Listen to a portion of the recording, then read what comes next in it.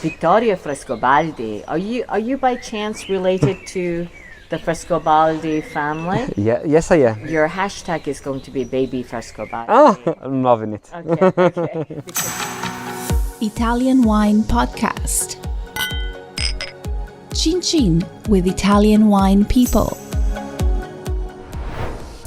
Welcome to another episode of On the Road Edition, hosted by Stevie Kim. Today, she meets up with Vittorio Frescobaldi, son of the current president of Frescobaldi, at the Vendri estate in Verona.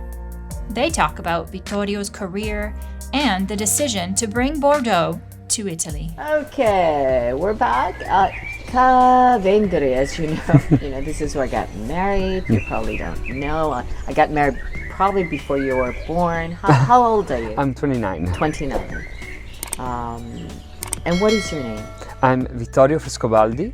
Vittorio Frescobaldi. Are you by chance related to the Frescobaldi family? Yeah, yes, I am. Yes, I am. Today, my father is the current president of Frescobaldi. Lamberto Frescobaldi. Your hashtag is going to be baby Frescobaldi. Oh, I'm loving it. Okay. Have you got siblings? Yes, I have a younger sister and a younger brother. And are they in wine as well? Well, currently my sister is more into the champagne business, I would say. She's smart.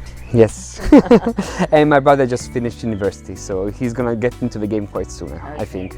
So Vittorio, your grandfather's name is also Vittorio. Yes. Right? Is that how it works? You take your grandfather's name? I Well, can't remember. my father has his grandfather's name, and I have my grandfather's name. So supposedly I'm gonna name my son Lamberto too, but no pressure. Yeah, no pressure. Okay. So listen, Vittorio. So we are here in this on Primeurs event. Kind of, it's a bit. I have to say, it's a bit odd to find an on Primeurs event, on Primeurs Bordeaux in Verona. So what is this all about? So basically, today I work for a French company. I live in Bordeaux and I work in Bordeaux. I work for Creux de France, which belongs to Grange de France, it's one of the biggest producer of wine of Crémant in France. They have many different domains and chateaux, 22 in Bordeaux. Creux de France specifically works with all the Grand Cru wines on the Place de Bordeaux. And today I represent the company. I'm the export manager for some countries in Europe as well as Italy. And that's why today, this is our second year of this event. Last year, due to COVID, we decided to move Bordeaux to Italy, because usually people go to Bordeaux, but since no one could go there, we decided to bring Bordeaux here. But we had en Primeurs in Bordeaux this year, though. Yes. So you think you will continue this tradition? I think the success that we had last year and the excitement we were able to create with the Italian public and the Italian operators in terms of imports and distribution and lovers, I would say, really sparked so much interest in terms of what Bordeaux can bring to them. So since last year we had so many people asking us to redo the same event, and we couldn't say no. Right. Naturally. So who gets invited to these kind of events? So naturally, the main idea of En Primeurs, it's for who potential buyers, right? Potential buyers, so mostly importers and distributors. So those are the ones that already passionate about wines. They have a huge passion for Bordeaux and a love for the quality, I would say, because Italians love quality. We tend to drink only quality. We're ready to spend for quality.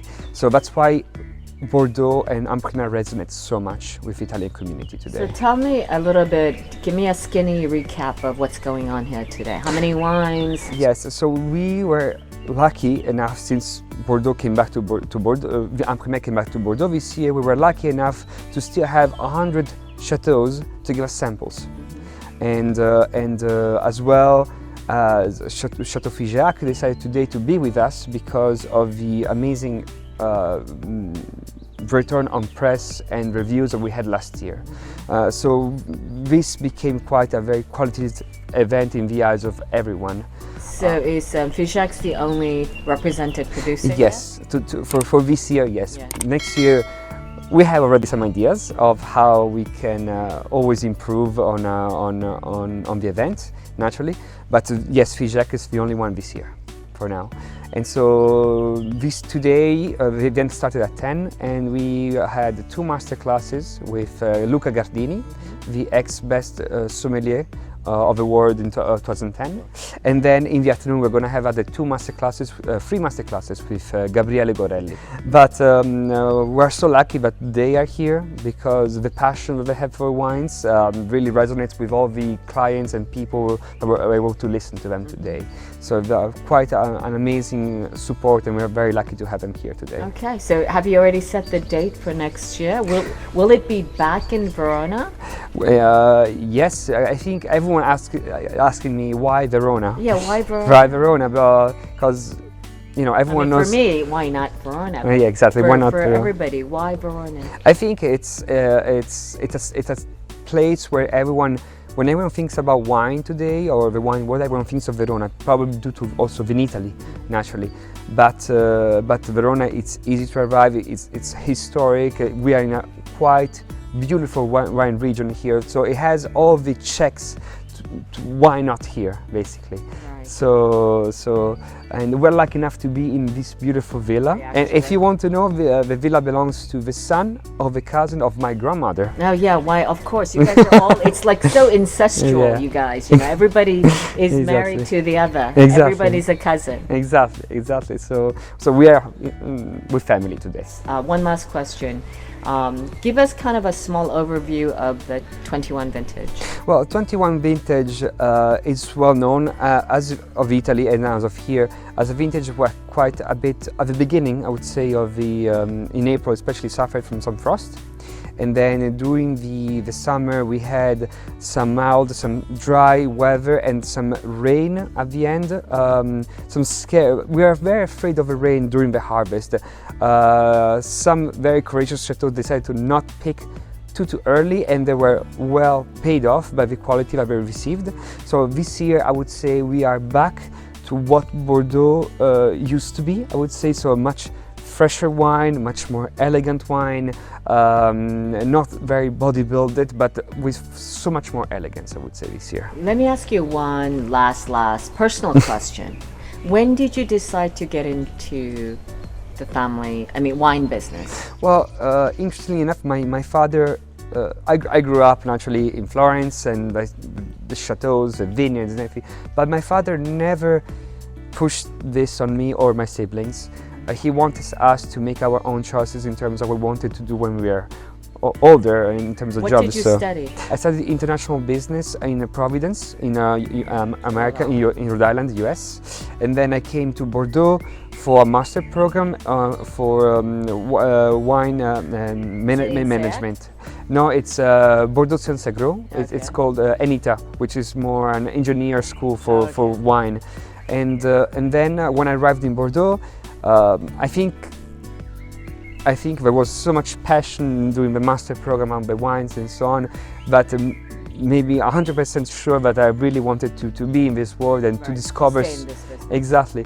And working with a French company made me realize that there isn't only quality in Italy, naturally, not only with my family, I would say, but everywhere in the world. So France, in Bordeaux, in Napa, in Chile, and that's why I'm so happy to be in Bordeaux with a négociant, because it gives me so much opportunity to taste so much quality around the world. And sometimes people ask me, what's the best wine in the world? And I'm like, there isn't. They're all great. You just have to be curious and go and look for them. Okay, well, I think that's a good way to wrap this up. Be curious and follow your dreams. Kind of very romantic, still very young, untainted. Frescobaldi from Vendri, Verona, of all places. Okay. Cheers. Ragazzi. Ciao. Okay, that's a wrap. For more fascinating interviews from the world of wine, go to ItalianWinePodcast.com or find us on SoundCloud, Himalaya, Spotify, or wherever you get your pods. Chin chin, and thanks for listening.